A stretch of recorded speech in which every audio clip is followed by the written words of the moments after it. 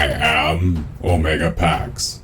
This is the history of the Headmasters Transformers. The Final Showdown on Earth, Part 2. The Final Showdown on Earth, Part 2 is the 35th episode and last episode of Transformers the Headmasters. It first aired in Japan on March 25th, 1988 on Nippon TV.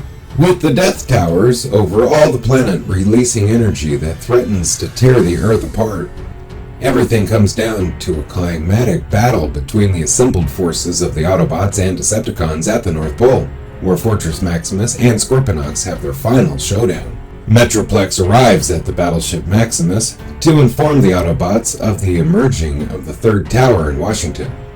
Mapping out the locations of the existing towers, Fortress speculates on the location of the fourth tower, and they theorize that the Decepticons may be hiding beneath the Mediterranean Ocean.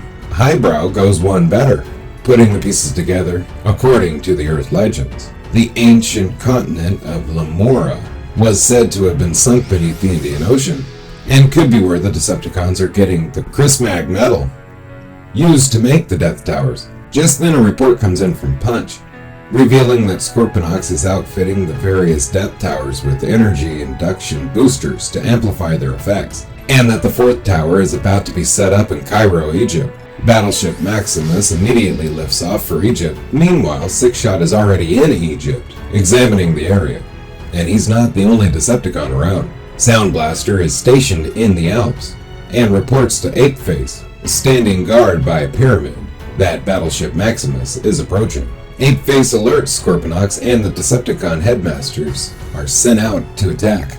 They clash with the Autobot Headmasters on the hull of Maximus, revealing their new trio formation. They transform into beast mode and stack on top of each other like a totem pole. The Autobots are not quite sure what to make of it, but any worries are taken out when Apeface and Snapdragon pile on top of the formation, unbalancing it. Fortress then fires Maximus's boosters, and a sudden jolt sends the villains toppling off. At that point, the fourth Death Tower emerges.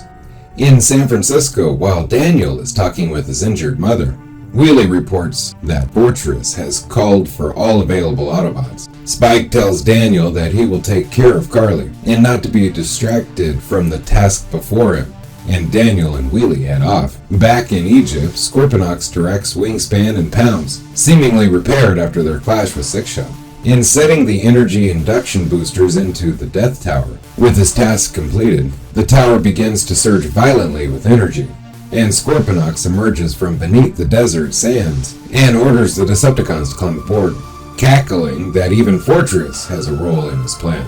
Scorponok lifts off, promising to see the Autobots at the North Pole. Fortress transforms into Fortress Maximus and attempts to stop him, but a tendril of energy from the Death Tower blasts him out of the sky. Sixshot, however, is able to stay on Scorponok's tail and follows him as he dives deep into the Indian Ocean and vanishes into the inky depths. Sixshot finds himself caught up in a subaquatic whirlpool, and when he gets out, he is stunned to discover that he has been swept into the undersea ruins of Lamora.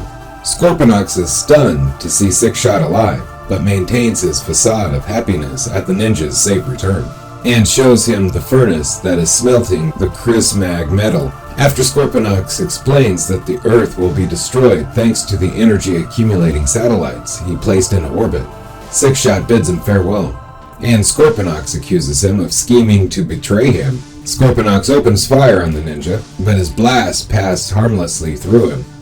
He merely fired upon one of Sixshot's hologram duplicates, and the true Sixshot escapes. With the energy emissions from all Death Towers increasing, and a fifth tower appearing at the South Pole, Earth is encircled by a field of energy that is wreaking havoc with the natural balances of the planet. Following Scorponok's last words, Fortress pilots Battleship Maximus to the North Pole, with the whole Autobot army in tow. Unsurprisingly, the entire Decepticon army is waiting for them, with a dais of inactive Crismag metal behind them. A hail of laser fire heralds the beginning of the colossal battle. Battleship Maximus collides with the Zarak shield.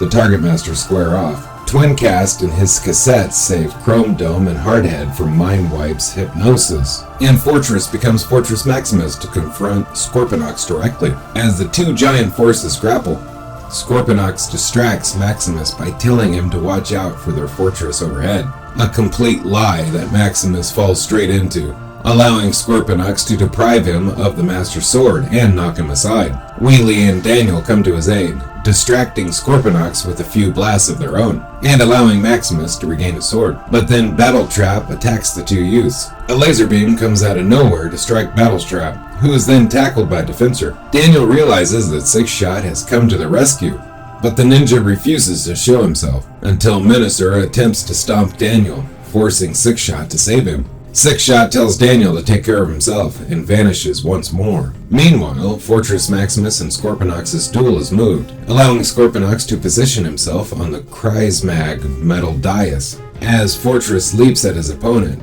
a glint of light in the sky heralds the arrival overhead of the energy-absorbing satellite, which discharges its energy back to the dais, completing the circuit and threatening to tear the Earth apart. Both Maximus and Scorponok caught in the beam. Scorponok disconnects from his transector, retreating to the fringes of Earth's atmosphere, with the rest of the Decepticons to watch.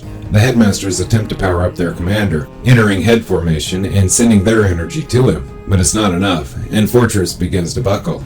Daniel recalls Six Shot telling him about the strong bond of friendship the Autobots have, and hits upon the idea to have all the Autobots lend Maximus their strength. Wheelie calls out to the assembled Autobot forces, and they all link arms in a ring around the Headmasters, thus combined in final formation. The Headmasters channel their combined energy from the entire Autobot army into Fortress Maximus.